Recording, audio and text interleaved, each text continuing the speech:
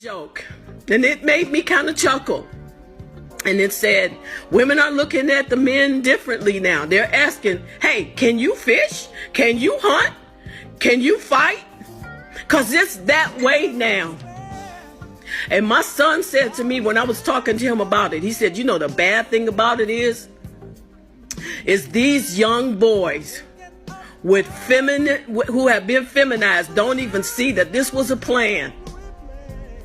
Because I told him when I was growing up, if this happened when I was 10, 12, 13 years old, I wouldn't be as worried, because every man in my neighborhood had a fucking rifle.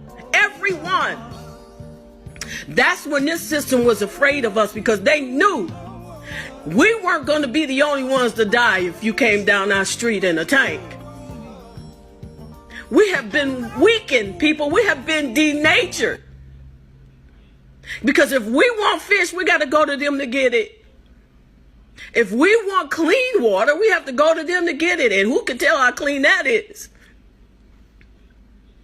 If we want anything, we have to go to them to get it. We have got to change. We have got to change. And I know that you guys get upset with me when I talk to you about this, but this is on us. This is our land. The ADOS people don't want to accept that this is our land, but those of us who know that we are Aboriginal and that we are Indian, we better come together. It's not about how much money we can get for what we talk about. It's not about Cash App. Because Cash App ain't going to save us. We going to have to save us. I never thought that I would be the type of person to bear my feelings the way I'm doing it right now. I never thought I would.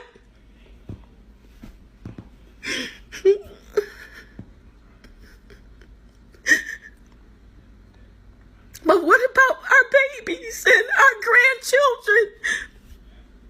What about them? Because even if we survive this, they won't. 10 years from now, they got another plan. This ain't the only plan.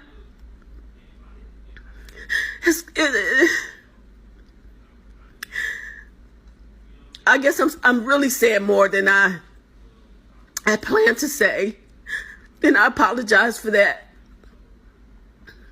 But we better take our lives into our own hands. We better start now. Even if it means just going to your neighbor next door. I told my son, I said, if this happened when I was young, I wouldn't be worried about it. Because if I got hungry, I didn't have to go to the store. I sat on my auntie's roof and ate cherries. And when we got tired of that, we ate berries. And when we got tired of that, we ate whatever they picked out of the yard. Or the bread that they made. We grew up on beans.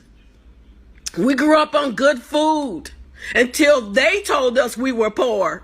We weren't poor. I didn't live in the ghetto. Our streets were clean. We believe everything they tell us about us. And then we turn to them to help, ask them to fix us so that we can be what they want us to be, so that we can look like what they want us to look like in their eyes. Let me tell you something. We better learn. We better get it.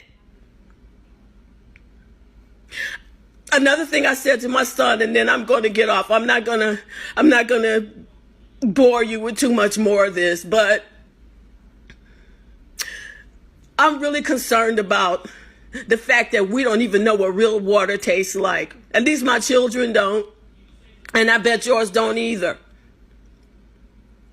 Having foreigners on our land is a very serious issue. And let me tell you why. Some time ago, I went camping. And I was telling this white lady, I said, you know, I will never forget this time when there was water running down from the rocks. We went to that little stream, cupped our hands, and we drank the water. And she said to me, it didn't make you sick? No, it didn't. And it wasn't supposed to. You know why? Because my DNA is from this land. This landmass. So when I go to another country and I'm dealing with the DNA of that landmass, the water will make me sick. You got to understand that your DNA is in this land. You're copper, so is this land. People, just try and get it.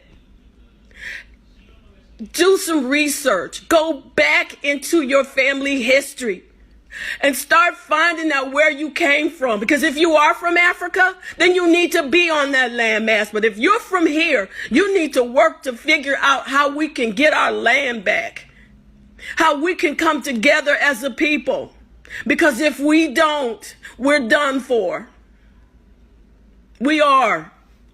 And I know that other people don't say it out loud like this because they're scared. Well, let me tell you something. As brave as I usually am, I'm scared. I'm scared for us because we got to get it. We've got to see it.